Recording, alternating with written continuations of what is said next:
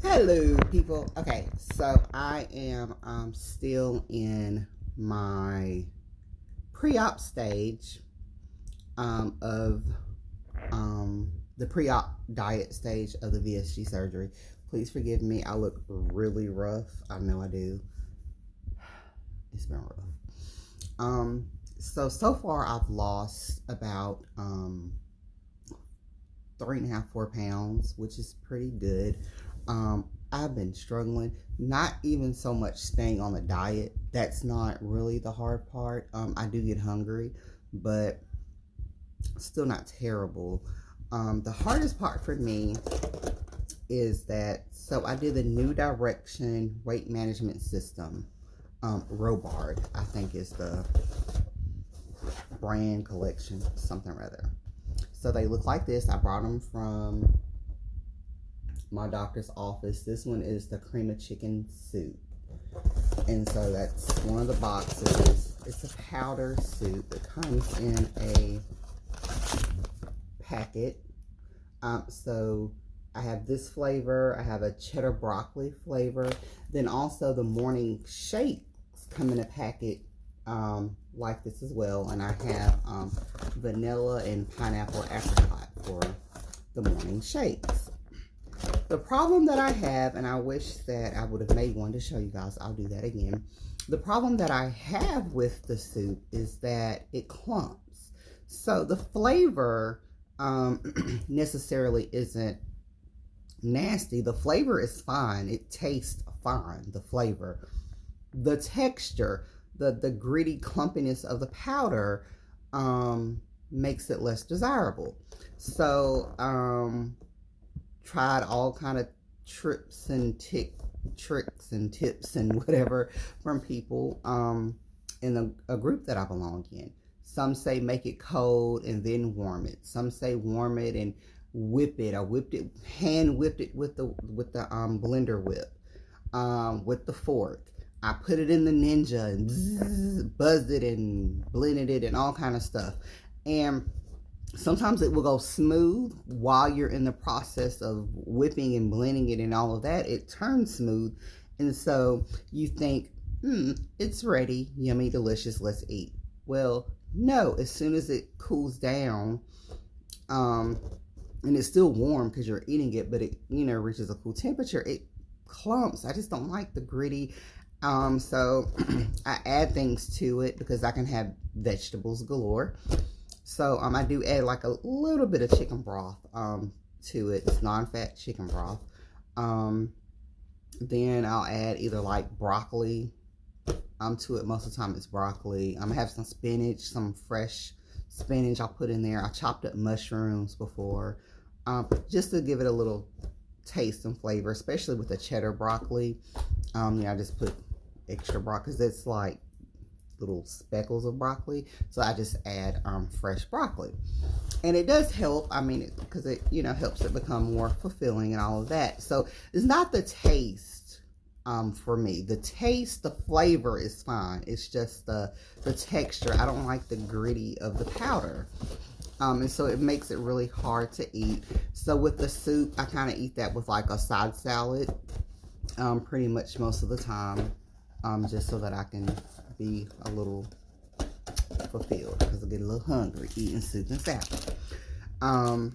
So the same thing with the morning shakes. Same kind of, let me get it. Same kind of box. Oh, well, this is my pudding. So I do have a pudding. Same thing, real gritty. I ain't like it. Probably just eat sugar-free Jell-O. So here's my morning shake. So it's vanilla beverage with fiber. So that is my shake. And so the thing with the shake, like vanilla, I got vanilla because vanilla can be kind of a easy taste that you can add things to. So again, the flavor, it tastes like vanilla. I don't have really a problem with the flavor. So what I do, like the little caffeine-free, sugar-free water packets. I had like a crushed pineapple. One time I put in the vanilla. Well, I think I used it for the pineapple apricot. It was really good. It just kind of gives it a booming flavor. Vanilla, I think I put in the vanilla before. You can use like the sugar-free powdered jellos, little things, and you don't need like the whole packet. You can just, a little bit goes a long way. So I use those to make the morning shakes tasty, only because vanilla sometimes is boring, so just adds a different flavor. And those have been really good because I had a strawberry banana jello sugar-free pack, and I put just a few little drops of it, and it really went a long ways. And I look rough, guys, but it was pretty good, so that was good for me. Then for snack, I have the same thing, a box of the stuff that I bought from the doctor's office. Now sometimes I can eat this for breakfast, and I do that sometimes when I don't want the shake, but these are for snack and things like that. So I got these because they really resembled some granola bars that I currently previously had. And so I thought, oh, double berry. And the other kind I got was peanut butter. So I eat these, and it's just and it's pretty thick. So it's thicker than a regular granola bar that you would get. But this is double berry. So I eat those. Like I said, sometimes for breakfast, but most of the time they're a snack, an in-between snack. I just throw one in my purse when I'm out in the day, things like that. So it really helps in the mornings and whatnot when you're trying to move and be on the go and whatnot. They're really helpful. Throw it in a purse with my water bottle. Even like the packets, the shake packets, easy to put in your purse with a water bottle. Just to have it when you're out and you're out longer than you expected, or you're going somewhere and food is not the option at the time. So those are just some things that I use. So my overall experience thus far hasn't been totally bad. Like I said, I do get hungry. It's not even so much that I want junk. I want some food. So for dinner, what I typically eat usually is a side salad, and I can have a lean protein, and I can have a lean protein for lunch as well. So sometimes I just have like fish most of the time, because fish is easy for me, or chicken. All I've had so far was fish and chicken. So for dinner, typically I have a side salad. I probably eat a side salad with lunch and dinner all the time. It has to be a vinaigrette dressing, a clear vinaigrette dressing. So you can use the flavors. Like I have a strawberry balsamic. It's really good because I don't really like the raspberry. They had a strawberry. Then they have like the Italian, the clear Italian, not the creamy one that they have. So whatever kind of clear vinaigrette balsamic type dressings, you can have those, which is fine because I kind of like those typically anyways. I do like Caesar, but can't have that right now, but that's fine. So for dinner, side salad with my balsamic or vinaigrette dressing, and then usually I'll have fish, most likely. I did have chicken. And it has to be like a baked chicken, a grilled chicken, something like that. Not fried with breading and wings and none of that. It has to be lean. So typically that's going to be like your breast white meat. So I've had that. And then vegetables. Now, you can go vegetable crazy. And, but there's no butter. You can season it, usually a little light salt, pepper, usually is fine. I like garlic, but garlic powder and garlic salt, of course, is a little salty. So I kind of use minced garlic a lot. Again, it's just easy. But just a little bit of that just for some flavor, since you can't have butter and everything. And typically, I cook my fish. Sometimes I put it in the air fryer. But there's no breading. It's just the fish with the seasoning on it. Maybe a piece of lemon or lime or something, you know, lemon juice or something on it for flavor. And it gets rid of the smell in the house. But typically that's it. Whatever dry seasonings you want, you can put on there. I get creative sometimes, but it's usually always a dry seasoning, like a cilantro, just different things to make the flavor pop. So like I said, sometimes I do pan sear it, but you have to use the spray pan. In the spray, like the pan nonstick, I use that, or sometimes you use like a little light olive oil, just so your pan, you know, doesn't stick. So sometimes I have sauteed my vegetables. If I kind of want to like think I'm eating a real stir fry, I'll saute the vegetables. Now for the vegetables, you can go vegetable crazy, but there are still vegetables. I'm sorry, I'm moving all around. I'm trying to like, I guess it ain't gonna work. Anyway, so you can have different vegetables, and so usually I buy the frozen vegetables because at this point it's just easy for me to grab a cup or so out of the pack and, you know, reseal it and put it back in the freezer. You can't have corn, so a lot of vegetable mixes come with like corn.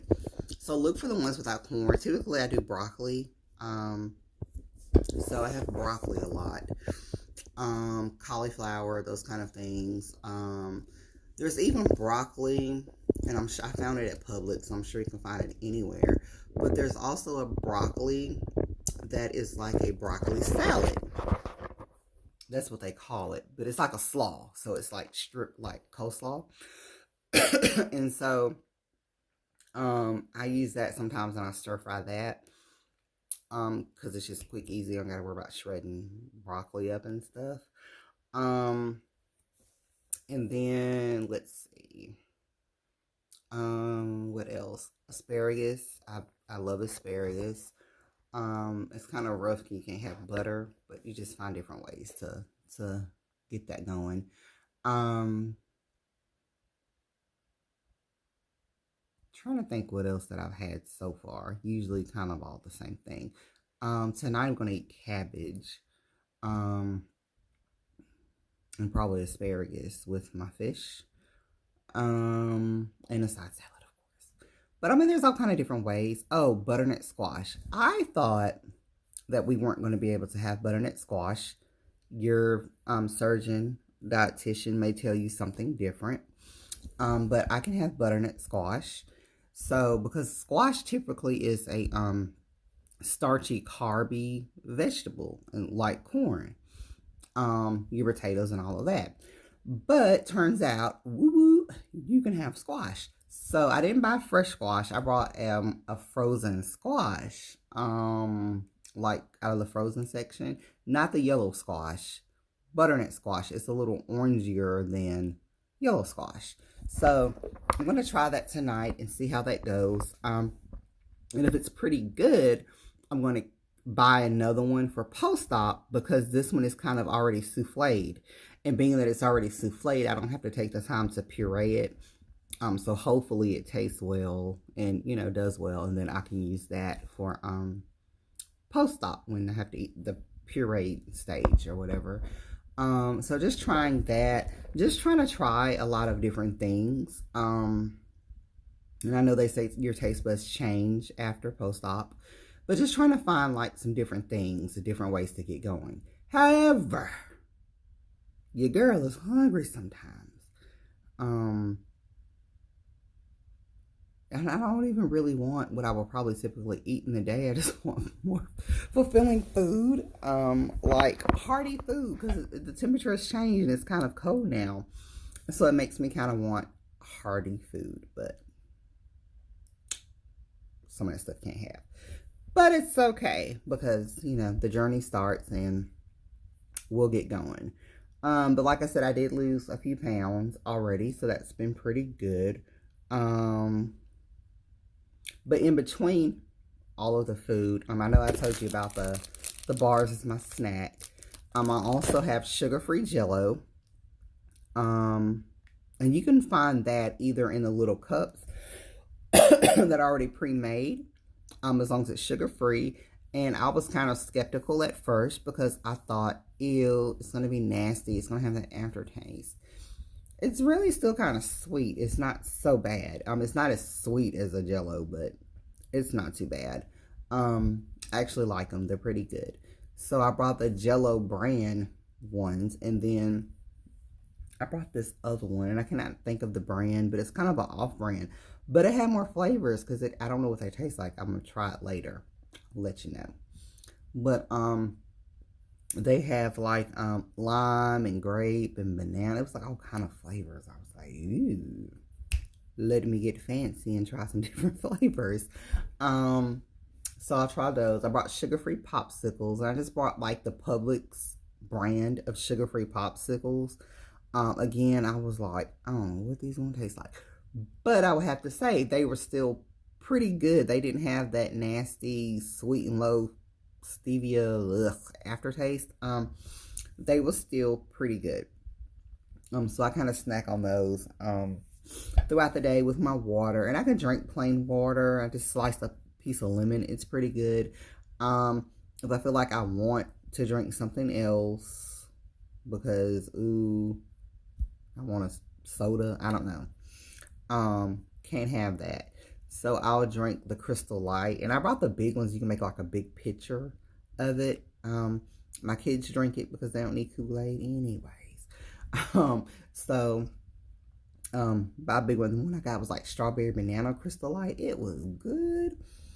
Then have the ones you put in your water. Have some of those. And then I brought, for the Jello, you don't always have to buy the pre-made cups either. You can buy the sugar-free Jello packs and make your own Jello.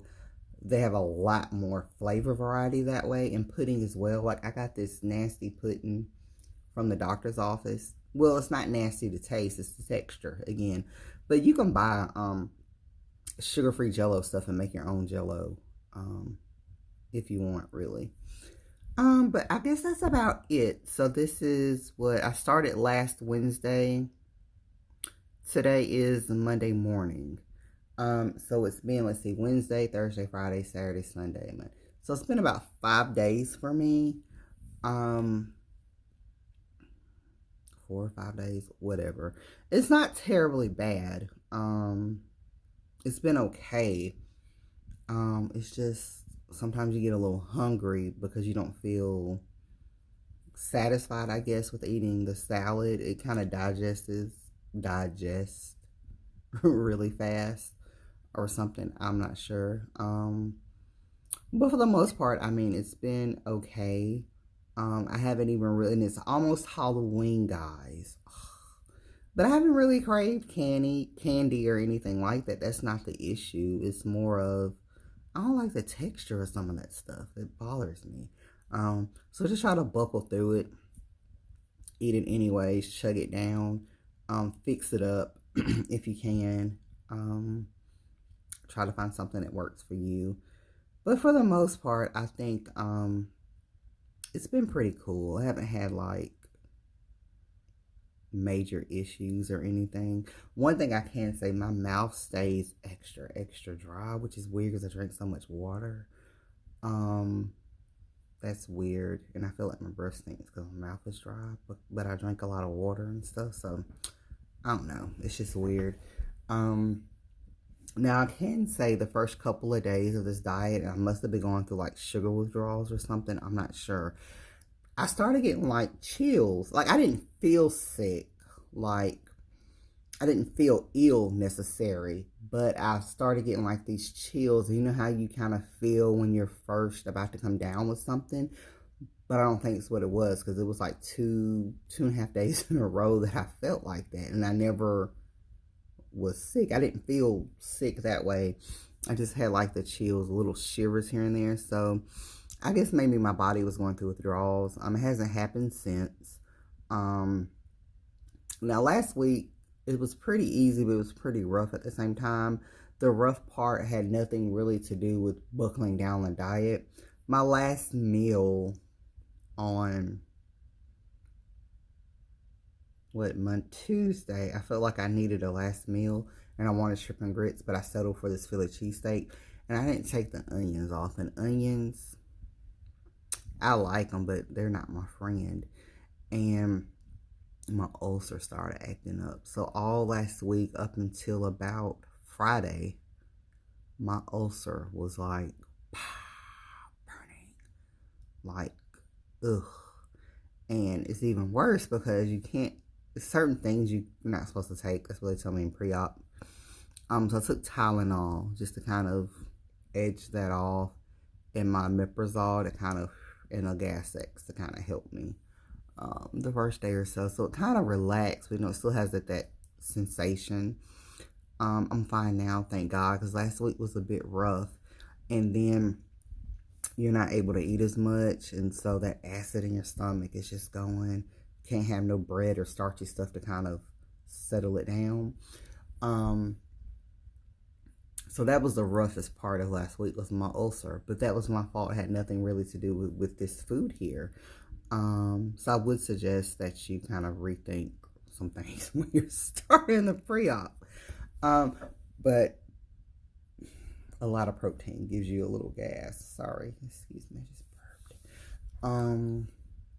But that's the main thing. You are trying to shrink your liver. Your liver is like left of your stomach, and they have to raise it with this tool so that they can see and navigate and do the procedure. I'm having VSG. I don't know if it's different for like bypass, but for the VSG, they have to be able to correctly see, inside. And so you have to shrink your liver.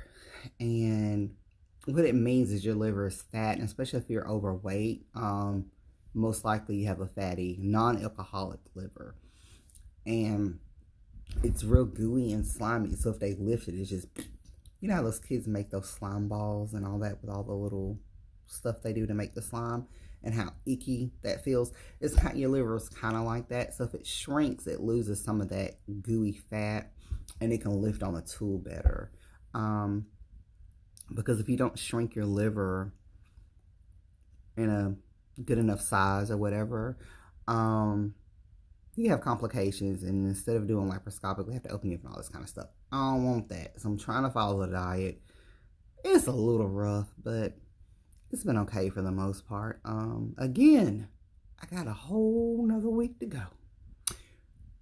We gonna see how it goes. However, I guess it's enough rambling for now. So keep y'all posted on what's going on. Peace out, people.